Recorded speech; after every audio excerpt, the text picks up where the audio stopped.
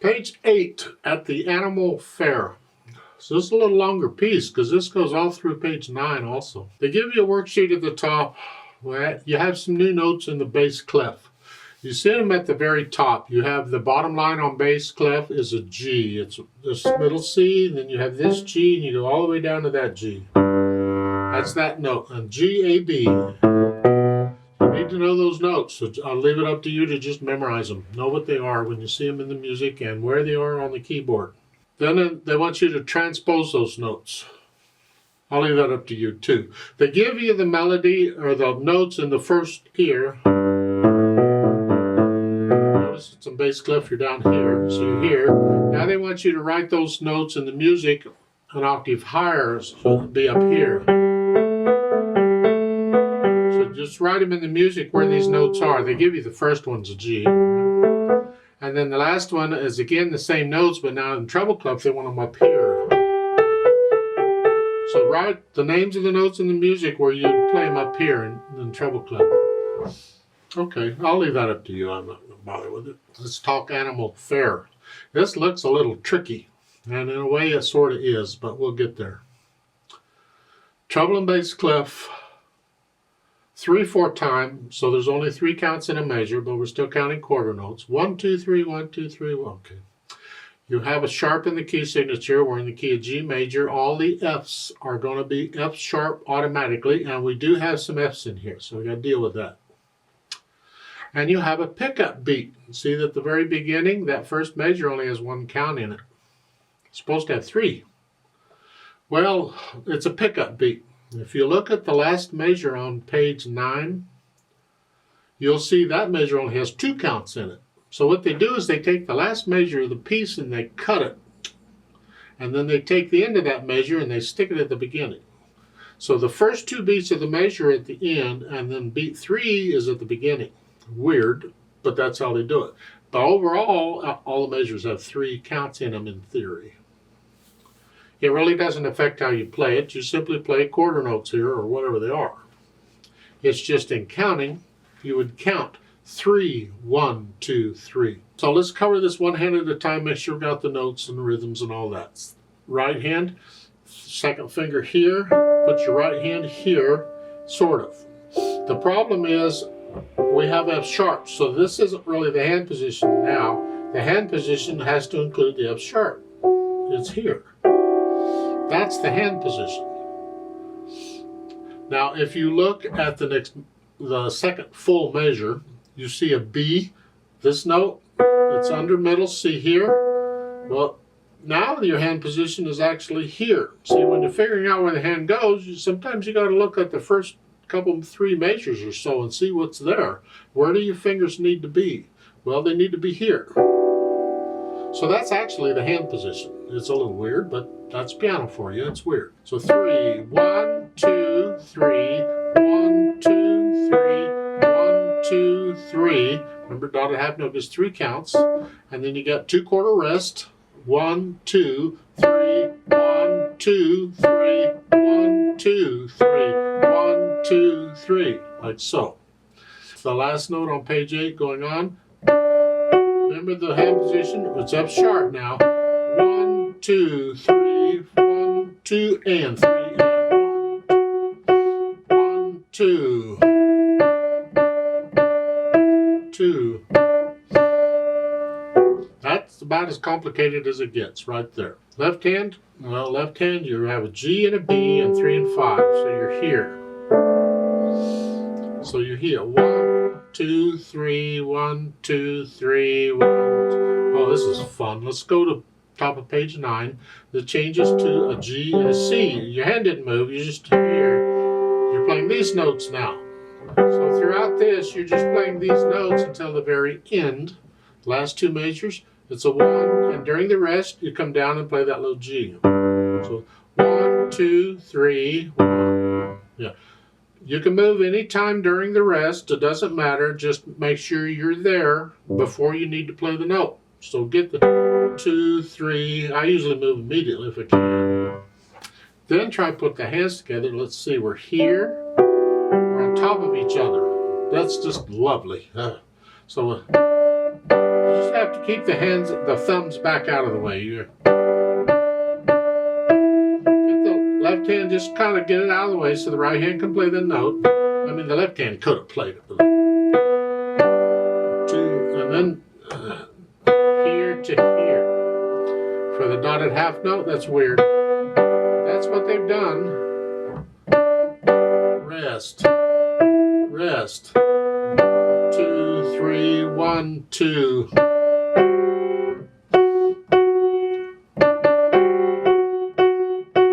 I know that sounds weird. It's not my fault. They wrote it. Rest. That's sort of the piece. See, a lot of times when you're first learning a piece of music, it can sound a little, is this really right? Well, you just double check. Do you really have the right notes and rhythms? If you do, go along with it. As you learn it and get better at it, and you add the articulation and dynamics and things and speed it up, it may start sounding a little better. So once you have that, you can go back through a few hundred times, get rid of the hesitations, keep it slow, it's fine, but note a steady beat all the way through. Then we can add in the articulation. Actually, here it's probably a good time to make sure you have the natural accents. 1, 2, 3. Here at the beginning, it's a pickup beat. If you don't put in a natural accent, someone listening to you will think the first note is beat 1. They'll think 1, 2, 3, 1, 2, 3, and it's not. It's got 1. So the second note will go to here. Wah, bum, bum. 1, 2, 1, 2, 3. We'll feel that. Make sure you can get those in okay. Staccatos, again, it's just you're on the key and you're bouncing off.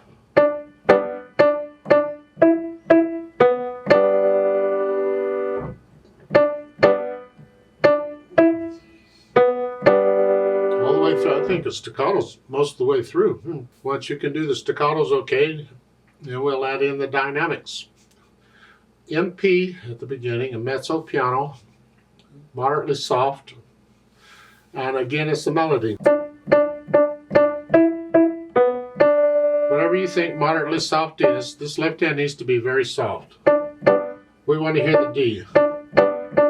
We don't play the melody louder in order to make it come out. We play the melody where it goes and you make everything else softer.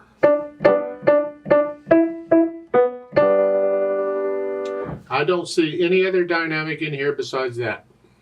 Okay, then you're going to play it all there. But after you get to know it and you start really getting into the music and start feeling it, if you feel like you want to get a little louder or softer in places, go for it. It's called interpreting. Interpreting the music. You're putting feeling into it. You see, the written music can't tell you everything. It gives you a lot of information, but there's a lot more we could do with it. So if you feel like you want to go a little louder or softer in places, go ahead and do it. After you've learned it to, make sure you can get it all. It's in the medium soft area. Just stay in that area. Then the speed. Well, allegretto again. It's not the beat, it's the overall feel of the piece. Just kind of bouncing along fine. They have words here. If you want to sing it, go ahead. If I'm going to sing it, the words, I always do that last, after I've learned it, because I got enough to think about just trying to play the notes without having to think about reading the words and playing or singing those too. And I don't sing in these videos. Well, you can do the singing if you want. But if you were going to sing it, how fast would you sing it? Went to the animal fair. And that's about how fast it would go, I think.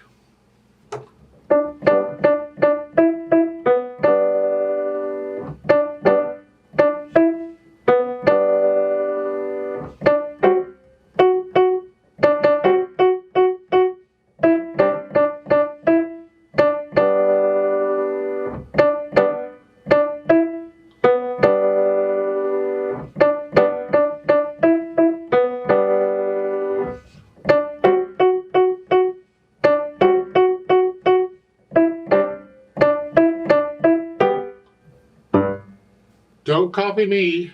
That's just one way I might play it. I could play it a few more times. I could play it different every time. So make it yours. You get into it. Once you're comfortable enough with it, And you can play it without hesitations, then come back to the video and let's play it together very slowly to double check you have the right notes and the right rhythms.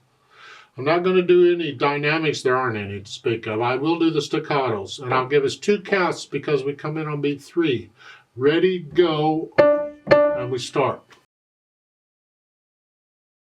Ready, go.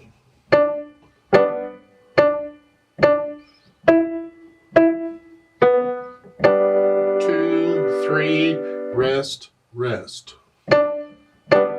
Rest. 2. 1, 2, 3, rest, rest. 2. 2 and 1, 3.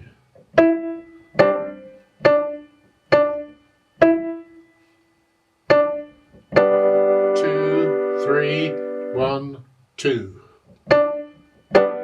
2. Rest. 2, 3, rest, rest. 2,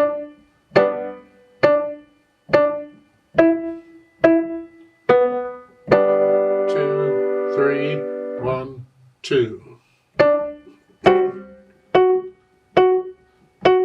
Rest. Rest. 2. 2, 3, rest.